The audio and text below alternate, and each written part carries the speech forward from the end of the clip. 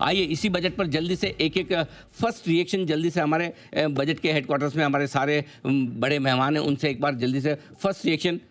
सिंघवी साहब, बजट अच्छा, बुरा या neutral?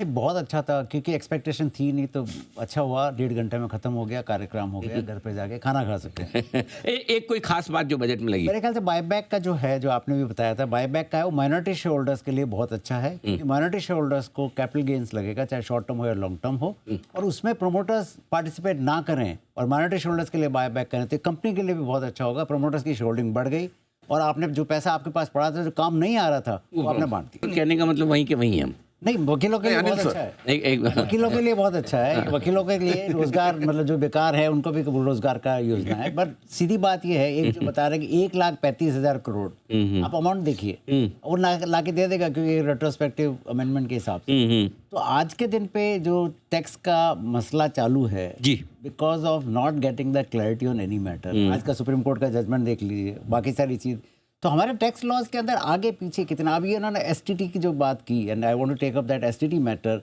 How many times we are really model with the capital gain tax. अरे सर, वो हर साल हो रहा है, मतलब ये एंटरटेनमेंट हो गया, ये मुझे लगता है एंटरटेनमेंट है, बिकॉज एक आम आदमी परेशान है, मुझे टैक्स क्या देना वो पता नहीं है। अब आपने बायबैक का बताया, ये बता रहे हैं कि बायबैक आप हैं तो 12.5 हैं, प्रोमोटर कंपनी है तो 22 हैं, प्रोमोटर इंडिविजुअल है तो 30 है। आप खिचड़ी पका रहे हो उसकी। दूसरी बात ये उन्होंने बहुत अच्छा बताया कि अच्छी कंपनियां, उनके पास पैसे हैं और बोर्ड बहुत अच्छा है। मुझे तो एक भी दिखाई नहीं दी। हम लोग 1000 कंपनियां कवर करते हैं सर, उसमें ये बोले कि भाई बायबैक आम आदमी के लिए कर रहा हूँ पर प्रोमोटर के लिए नहीं कर रहा हूँ, कोई बोर्ड का आदमी काम नहीं। जैसे आप सैंडविच खिला रहे हैं, ज्यादा करके अच्छी क्वालिटी के सैंडविच खा के घर चले जाते हैं, उसमें कोई बड़ा काम नहीं है। आयुष में ये हो सकता है, तो बायबैक जो है, अगर वो सही तरीके से करे तो ये बात बहुत सही है कि डिविडेंड की जगह आपको 12.5% टैक्स है, तो for a minority share holder it's a very positive thing. Now the pressure has to be built on the companies that you're sitting on the cash, either give it back or have capex, which will be both good for shareholders or for the for the economy, because we don't have private capex. Anil Singhvi साहब, जो हम इस वक्त जो सबसे बड़ा मुद्दा capital market के लिहाज से, जो आपने भी कहा भी कि एसटीटीवी बढ़ाना, फिर और फ्यूचर्स पे और ऑप्शंस दोनों पर, क्या ये फिर से 2 कदम पीछे जाने वाली बात हो रही है? और क्या जो सबसे बड़ी समस्या इस वक्त ये है कि लोकल पैसा तो आ रहा है मार्केट में, लेकिन एफआईज बेच के निकल रहे हैं, क्या उनका मूड ठीक करेगा? नहीं, मुझे नहीं लगता उनका मूड ठीक होगा। अगर आप देखें तो पिछले 1 साल के अंदर करीब 18-19 बिलियन डॉलर्स, अब जनवरी का देखें तो और 4-5 बिलियन डॉलर्स, तो काफ़ी कांस्टेंट सेलिंग चालू है बाजार के अंदर। और ये कोई बजट ने कोई चीज़ ऐसी कोई लेके नहीं आया जिसमें कोई क्लैरिटी हो, जिसमें कोई थोड़ा सा भी उनको एक मौका लगे कि भाई इंडिया इज गेटिंग, और stock market is getting stabilise. And second issue which I feel that at the end of the day we have to be very careful about taxation on equities, on capital gains, on this class पर से।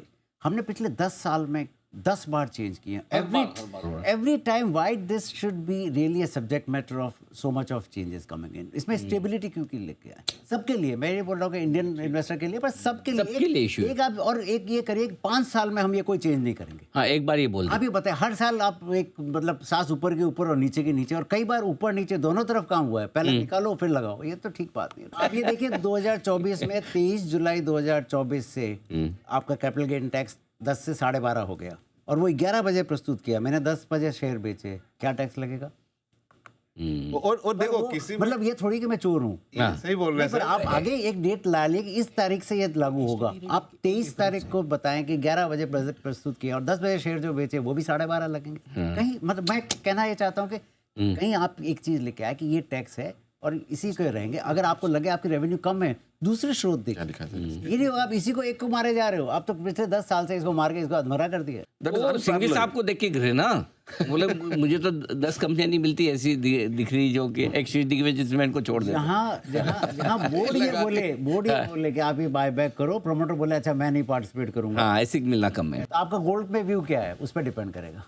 नहीं, view से क्या sir, ये तो tax मोटा tax लग गया ना। मोटा मोटी सारे लोगों के एसजीबी, ज्यादातर लोगों किसी भी 60-70 हज़ार 80 हज़ार के गोल्ड के भाव के ऊपर के नहीं होंगे, ब्रॉडली तो सबके नीचे है ना।